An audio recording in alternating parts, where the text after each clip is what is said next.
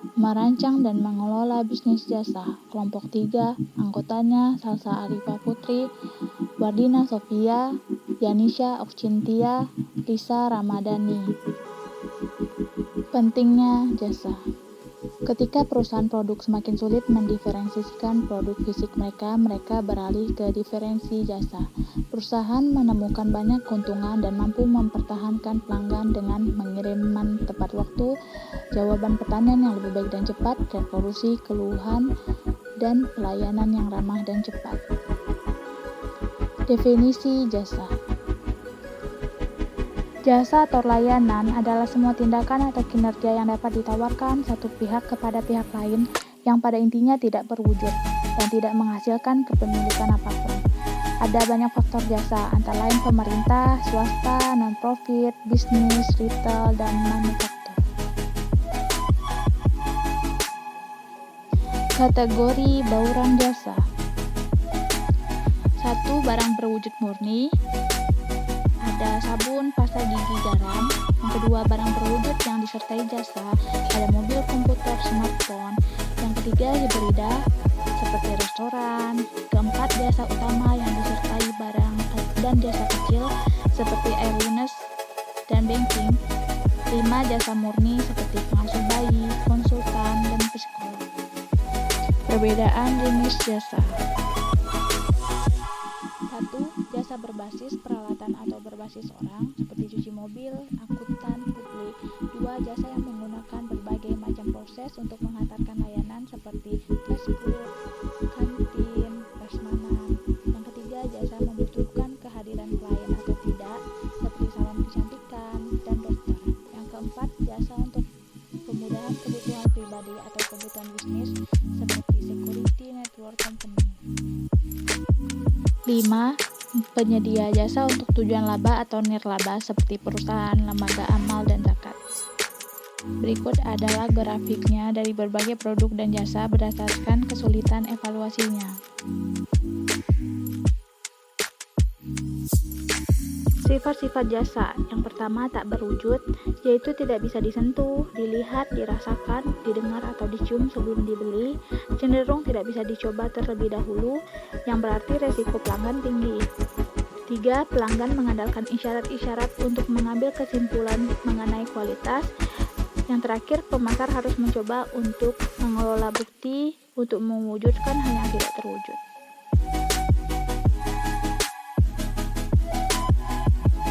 Yang kedua, tak terpisahkan, jasa diproduksi dan dikonsumsi pada saat yang bersamaan.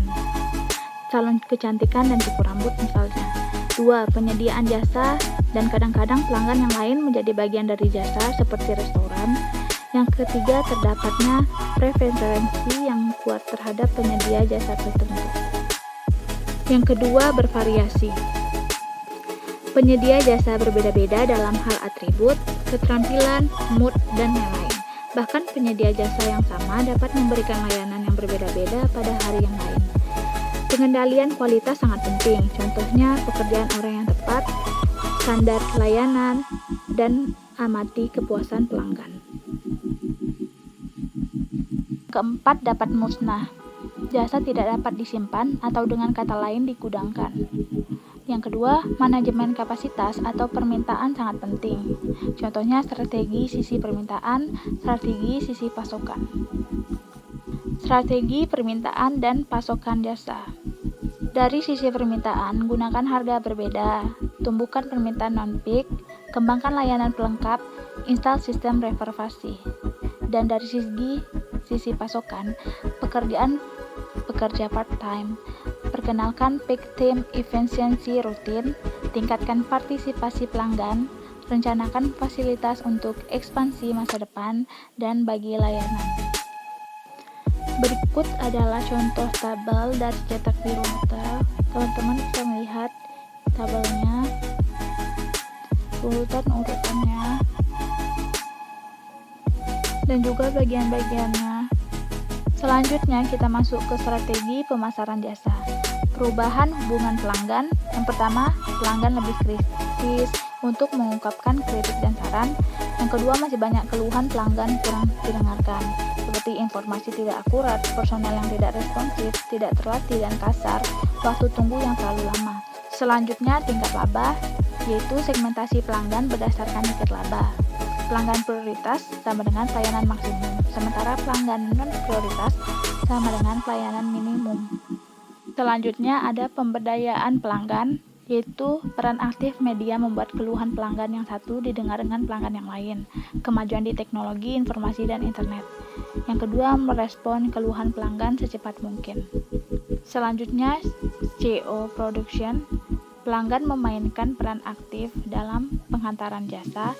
Hasil studi sepertiga masalah jasa disebabkan oleh pelanggan.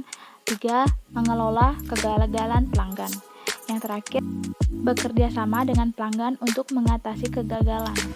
Berikut adalah tabel dari penyebab dasar kegagalan pelanggan. Teman-teman bisa lihat faktor-faktor yang mempengaruhi peralihan pelanggan. Di sini teman-teman bisa melihat ada penetapan harga, ketidaknyamanan, kegagalan layanan inti, kegagalan penuhan jasa, respon terhadap kegagalan pelayanan, persaingan, masalah etika, dan peralihan tidak secara sukarela.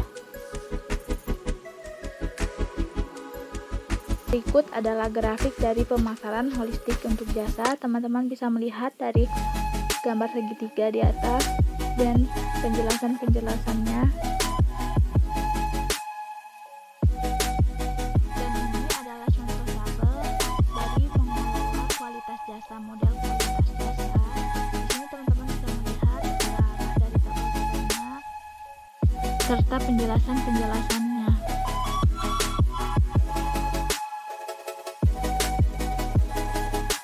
Berikut ada skala Servqual atau penilaian jasa yang meliputi keandalan, responsibilitas, jaminan, empati, dan wujud.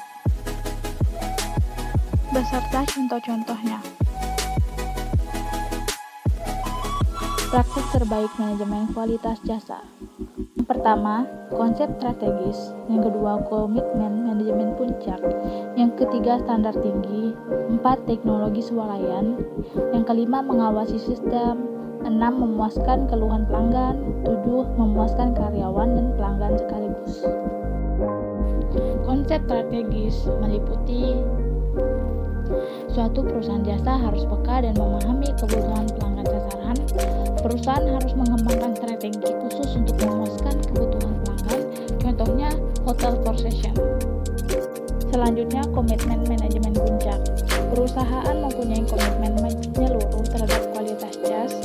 Manajemen perusahaan setiap bulan tidak hanya memantau kinerja keuangan saja, tapi juga memantau kinerja jasa. Contohnya yaitu McDonald's dan WA Hotmart. Standar tinggi. Penyedia jasa terbaik menetapkan standar kualitas jasa yang tinggi.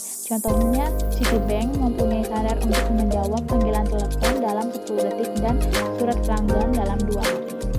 Teknologi swalayan. Interaksi jasa antar manusia digantikan oleh teknologi swalayan. Tidak semua SST atau teknologi swalayan meningkatkan kualitas jasa. SST dapat membuat transaksi jasa lebih akurat, nyaman, dan lebih cepat. EST dapat mengurangi biaya. Contohnya, IBM menghemat 2 miliar dengan menggantikan 99 juta layanan panggilan telepon ke layanan online. Berikutnya, mengawasi sistem.